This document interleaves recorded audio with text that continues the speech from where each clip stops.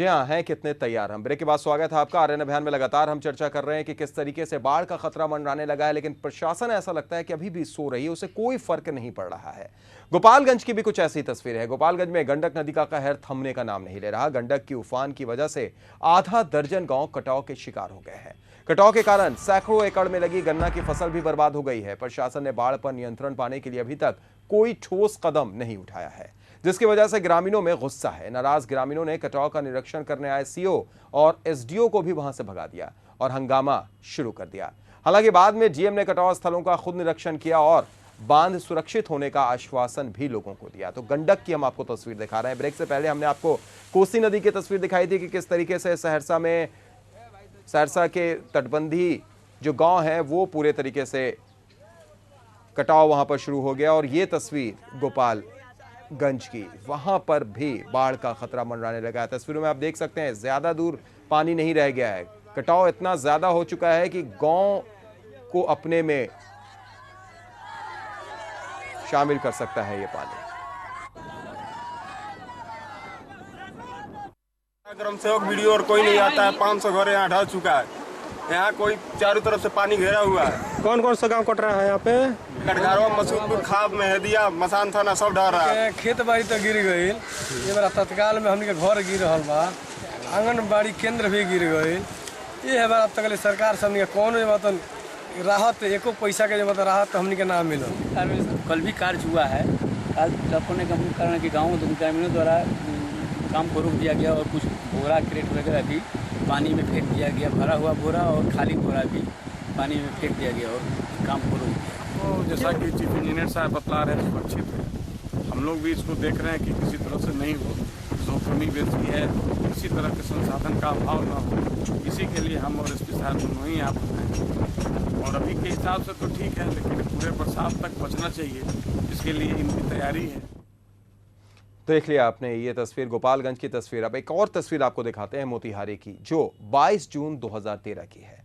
कैसे मोतिहारी में कल्याणपुर प्रखंड स्थित बाकरपुर गांव के पास तिरहुत नगर का बांध टूट जाने से आसपास के कई गांव में पानी घुस गया है। ये तस्वीर हम आपको आज से 4 दिन पहले यानी 22 जून की तस्वीर दिखा रहे हैं। दरअसल नहरों के उड़ाही के बाद बांध की स्थिति कमजोर हो गई थी। बांध टूटने से अचानक आए पानी में कई घर जमींदोज हो गए और फसलों को भी भारी नुकसान पहुंचा है, जबकि प्रशासन की तरफ से कोई मदद नहीं मिल रही है। 22 जून की तस्वीर, मोतिहारी के गांव में बाढ़ आ गई। बाढ़ आने का कारण बांध टूटना था। हालांकि इससे पहले भी वो कमजोर हो चुका था। लगातार प्रशासन को दिखाने की कोशिश की जा रही थी कि इस बांध को जल्द से जल्द दुरुस्त किया जाए, मरम्मत किया जाए, लेकिन प्रशासन की तरफ से कोई पहल नहीं हुई और फिर अचानक बांध टूट गया। 22 तारीख के दिन ये बाढ़ की स्थिति उत्पन्न हुई। 10 साल 15 साल पहले पर ईयर बांध की रिपेयरिंग होती थी, लेकिन 10 साल के अंदर में एक बार भी हम लोग बांध का रिपेयरिंग नहीं देखे हैं। पिछले ईयर बांध नहर की खोदाई हुई, अपना पैसा उगाही किया, ठेकेदार चला गया। फिर अभी देखे हैं 2 महीना पहले एक ट्रैक्टर लेकर आया, बांध को जोत रहा था, उसके बाद प्लेनर चला कर ना चला गया। कहीं बांध को रिपेयर करने की नामो निशान नहीं थी। ये 100% गवर्नमेंट की कमी या डिपार्टमेंट की कमी।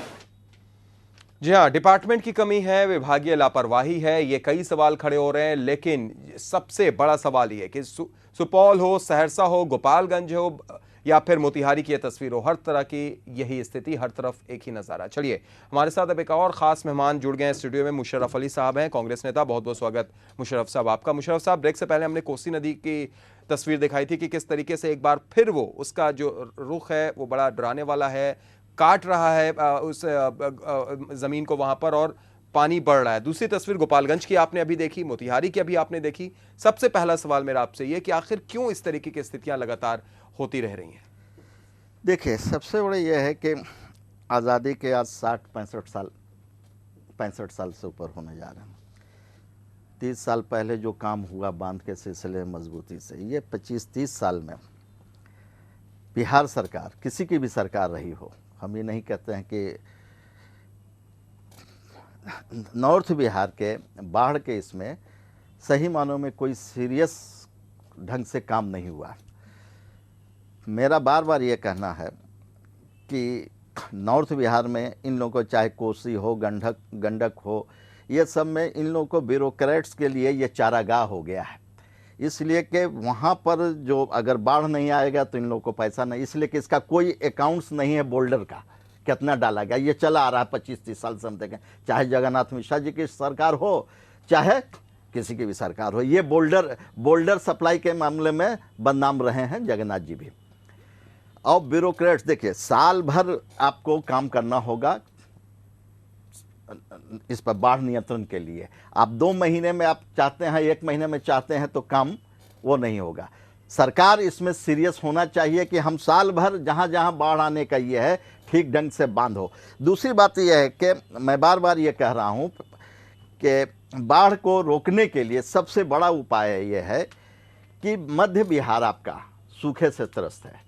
क्यों ना हम इस तरह से, एक बात चर्चा चल रही है कि पूरे देश की नदियों को जोड़ा जाए, वो अगर नहीं होता है तो जो राज्य सरकार है कम से कम कैनाल, मध्य बिहार का कैनाल का जाल बिछा करके उस पानी को डाइवर्ट करें और वहाँ पर आपके बिजली का उत्पादन, जहाँ पर डैम बना करके एक बिजली का उत्पादन का भी सिलसिला, उससे भी बाढ़ रुक सकती है।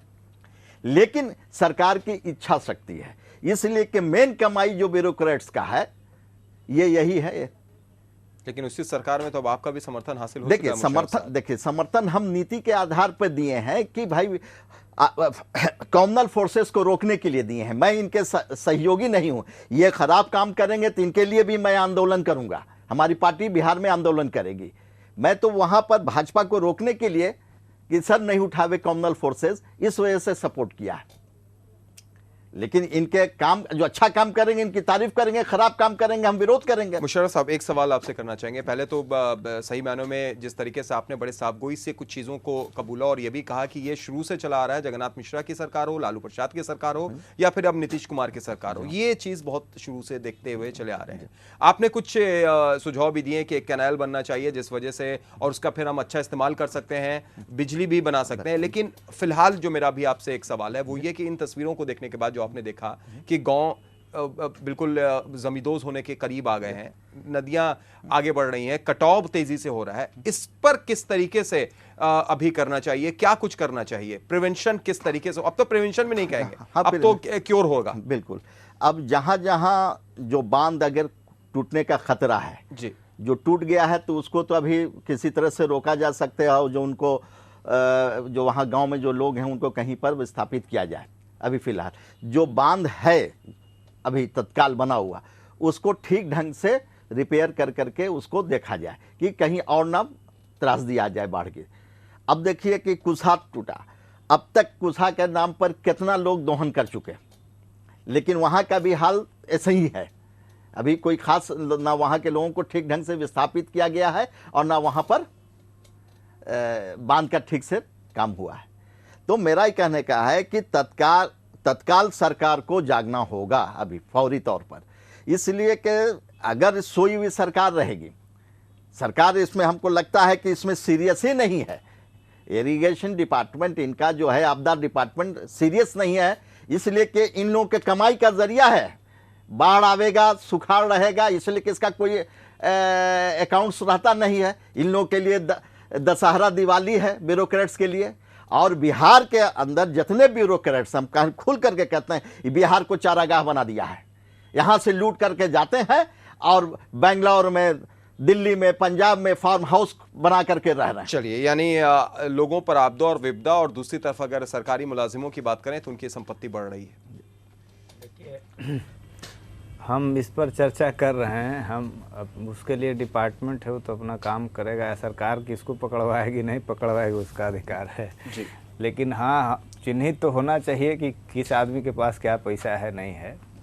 देखिए, अभी जो आपदा विभाग है हम उसको झकझोरना चाहते हैं, और ये पार्टी का माने ज़बरदस्त मांग भी है। और अभी तक आपने कितने ट्रक सामान जो है बाढ़ राहत, जो बाढ़ से उपाय होने वाले हैं उन लोगों के लिए जो विपदा आने वाली है, उसके तहत कितने ट्रक सामान, कितने संसाधन, कितने खाने की सामग्री आपके यहाँ सुरक्षित की गई है, हम सीधे तौर पर सरकार से पूछना चाहते हैं। आप मीटिंग ही कर रहे हैं कि कुछ संसाधन आप जुटा के रखे हुए हैं, अब अगर उस समय आएगा तो उस समय आप जो है सो कटोरा लेके चलिएगा केंद्र सरकार के पास और दूसरे सरकारों के पास। अभी आपने क्या उपाय किया है, ये हम आपके माध्यम से सरकार से पूछना चाहते हैं। दूसरे तौर पर हम कुशल प्रशासक कह रहे हैं उस सचिव को, लेकिन हम देख रहे हैं कि आज इतने दिनों से कोई भी एक बढ़िया प्लान इस विपदा के लिए नहीं बना है। तो आखिर सरकार चाहती क्या है? अभी हमारे काबिल दोस्त ने कहा, जैसा हमने पहले भी कहा था, तो सिर्फ पैसे बनाना ही सरकार का काम है कि फौरी तौर पर राहत कार्य हम तो चाहते हैं। हमने तो पहले भी कहा कि उसके लिए अभी 1 लाख करोड़ का बजटरी सिस्टम सरकार ने घोषित किया है, आपको पता होगा। तो आप अगर देख लीजिए, विकास की बात करते हैं, हमारी आबादी कितनी है? 10.5 करोड़ है। तो 1 लाख करोड़ में 10.5 करोड़ से भागा दीजिए साहब, कितना पैसा एक आदमी पर आता है आपको पता है? बिल्कुल। तो आखिर अगर उन 7 जिलों में उसका हिस्सा अगर बाजी पहुंचा दिया जाएगा, ये तस्वीर हम नहीं देखेंगे। ये तस्वीर होगी क्या? बिल्कुल ये तस्वीर नहीं कभी नहीं हो सकती है। इच्छा शक्ति की जरूर कमी। इसी बीच एक दर्शक हमारे साथ बेगूसराय से अमित जुड़ गए हैं। स्वागत है अमित आर्यन अभियान में। क्या राय है आपकी, क्या कहना चाहते हैं आप? जी सर, मैं ये कहना चाह रहा हूँ आपके माध्यम से, न्यूज चैनल के माध्यम से जी, कि बिहार को कभी भी बाढ़ से राहत नहीं मिलेगी जी, क्योंकि ये बाढ़ ये स्वाभाविक नेचर है और इसके लिए इससे सरकार को काफी आमदनी होती है बाहरों से या केंद्र सरकार से या हर तरह के माध्यम से इन्हें कमाई का एक माध्यम। इसलिए बिहार के लोगों को ये भूल जाना चाहिए था, उनको बाढ़ से कभी मुक्ति मिलेगी। 2008 में जो भी कोसी का जो प्रलय आया, हजारों करोड़ रुपया खर्च किया गया, आज तक एक भी रिपोर्ट निकला कि कितने लोगों को पुनर्वास दिया गया।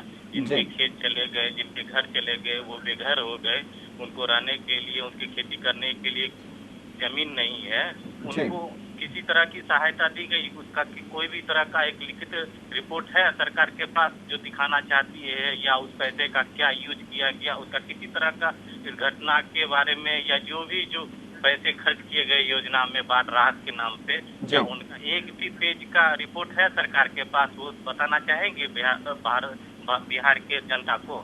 सरकार से मैं ये आपके माध्यम से पूछना चाहता हूँ। चलिए, बहुत बहुत शुक्रिया अमित। बिल्कुल वाजिब सवाल आपने उठाया निश्चित तौर पर कि आखिर ये पैसे कहाँ जाते हैं और क्या कुछ किया गया है। सर्वोदय जी, वही बात निकलकर सामने आती है, चाहे मुशर्रफ साहब बोलें, चाहे राकेश जी बोलें या दर्शक बोलें, इससे पहले आपने भी बोला, ये सब कुछ एक ही सवाल खड़ा कर रहा है और वो सवाल उन तस्वीरों के जरिए हमारे पास आ रहा है कि आखिर क्या वजह है कि बाढ़ से पहले बाढ़ आ गई। और वो वजह सिर्फ ये कि भाई बांध में जो लगातार वहाँ के लोग, वहाँ के ग्रामीण कह रहे थे कि बांध कभी भी टूट सकता है, कमजोर हो चुका है, लेकिन प्रशासन सो रही थी और आखिरकार बांध टूटा, अचानक बाढ़ आई। गोपालगंज की भी यही तस्वीर हम देख रहे हैं।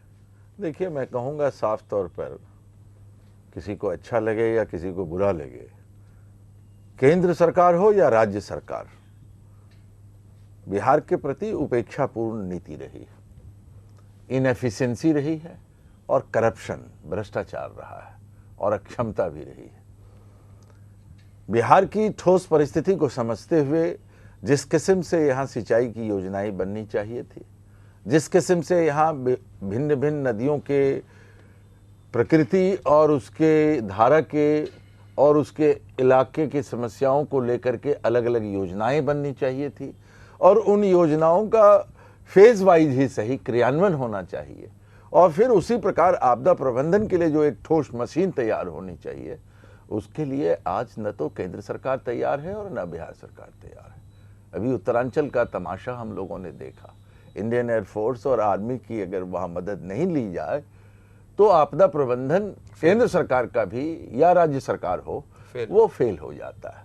तो ऐसी स्थिति में जिस तरह से अन्य आधुनिक देशों ने वैज्ञानिक आधार पर अपने इलाके की समस्याओं का अध्ययन किया और बाढ़ की रोकथाम और उसके नियंत्रण और फिर बाद में राहत का एक ड्रिल बनाया, वो हमें मजबूत बनाना होगा अपने देश में भी, अपने राज्य में भी, अपने इलाके में भी। जो होता हुआ नजर नहीं आ रहा। और नीचे से ऊपर तक ये योजना बनानी होगी और उसका ठोस क्रियान्वयन होना होगा और इसमें तमाम लोगों की मदद ली जानी चाहिए, चाहे वो वैज्ञानिक हों, प्रशासक हों और समाज सेवी लोग हों, तमाम राजनीतिक दलों को इसमें, ये एक मानवता जैसा सवाल है। ये सवाल जब कोसी की बाढ़ आई थी तो मुझे याद है कई पार्टियों के राजनेता आए थे फोटो खिंचवाते थे, चले जाते। राजनीति होती। एक राजनेता ने मुझे कहा, जो बहुत पुराने सांसद थे, उन्होंने कहा कि मैंने दुनिया में इतना बड़ा कोई कैंप नहीं देखा। सारे के सारे लोग, जो भी ऊंची जगह थी